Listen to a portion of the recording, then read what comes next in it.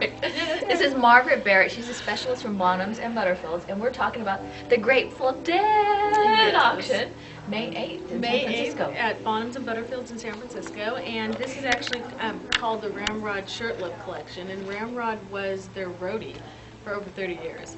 And he was with the band from the very beginning and stayed with them even after Jerry passed away. And all this is the stuff he amassed over the course of 30 plus years. Well, I am just amazed because I am looking at how thick this book is, and this is Grateful Dead stuff. So It's if all you love Grateful Grateful Dead, this is the place to come. Exactly.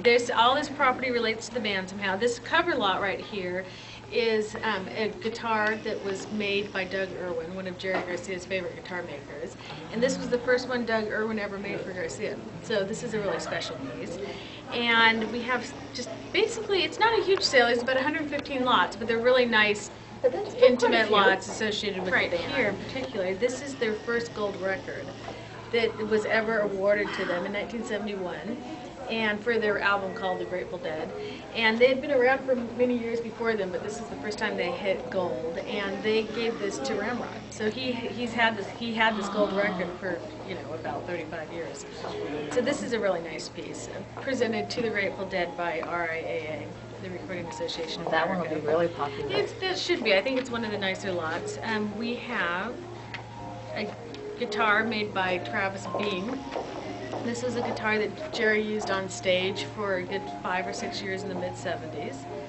And there's dozens and dozens of photos of him holding it, playing it. There's footage of him with it.